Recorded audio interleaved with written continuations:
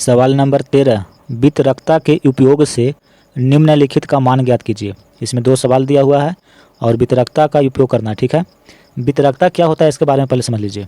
देखिए, वितरकता को वितरक बोलिए, चाहे वितरण बोलिए या बंटन बोलिए, यह नियम हम आपको पढ़ाए थे, ठीक है, कि यदि ए बी सी 3 परमेय संख्या हो और अगर ए इंटू यहाँ पे देखिए ब्रैकेट है बी प्लस सी हो तो इसको आप इस रूप में लिख सकते हैं। यानी कि ए को बी के साथ गुना करिए, फिर प्लस का साइन है, फिर ए को सी के साथ गुना करिए। यानी कि ये जो आपको लिखा हुआ था एक पार्ट में, इसको 2 अलग अलग पार्ट में हमने लिख दिया और इसका मान और इसका मान, ये दोनों का मान बराबर होता है।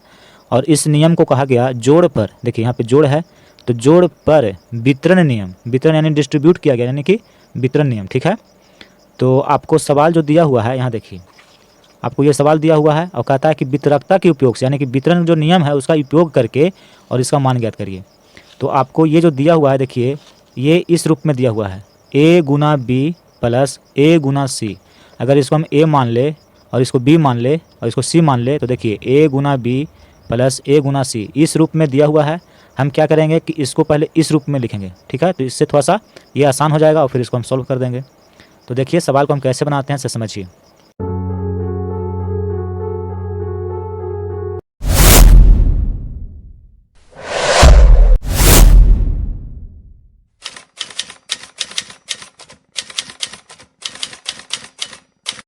सवाल नंबर 1, ठीक है, 13 का पहला सवाल है, इसको सॉल्व करते हैं। देखिए ये आपको दिया हुआ है, ठीक है, तो हम ध्यान से देख रहे हैं इसमें, तो देख रहे हैं कि यहाँ भी 5 है, 7/5 है और इसमें भी 7/5 है। यानी कि 2 पद है, एक पद ये है और एक पद ये है और दोनों पदों में कॉमन क्या है से देखिए, तो कॉमन है 7/5, यहाँ भी 7/5, यहाँ भी 7/5, तो दोनों में है, तो इसलिए हम क्या करेंगे कि 7/5 को कॉमन कर लेंगे, ठीक है। अब देखिए इसमें क्या बचेगा, तो जब इसको हम कॉमन कर लिए तो बचा -3/12, तो यहाँ पे लिखेंगे -3/12, प्लस का साइन है। देखिए 7/5 को हम पहले कॉमन कर लिए, तब यहाँ पे क्या बच रहा है, तो इसमें बच रहा है 5/12, तो यहाँ लिखेंगे 5/12।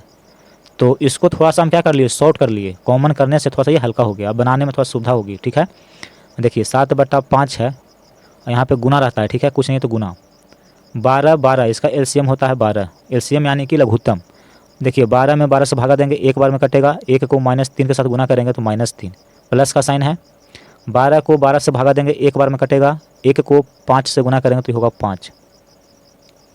7/5 गुना 5 में 3 घटा दीजिए तो 2 बचेगा और बटा में 12 है, 2 छक 12, ऊपर देखिए 7, यहाँ पे कुछ नहीं 1 है तो 7 को 1 से गुना करेंगे तो 7 होगा, बटा 5 छक 30 होगा।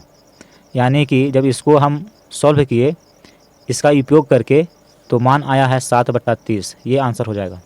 सवाल नंबर 2, यहाँ पे एक पद ये है और एक पद ये है, तो ये दोनों पदों में ध्यान से देखिए कि कॉमन क्या है। तो देखिए यहाँ पे 9/16 यहाँ भी है और 9/16 इसमें भी है, यानी कि 9/16 दोनों में है, तो इसको हम कॉमन कर लेंगे, 9/16 को कॉमन कर लेंगे। तो इस पद में 9/16 कॉमन कर लिए तो क्या बचा, 4/12, तो यहाँ लिखेंगे 4/12, प्लस का साइन है।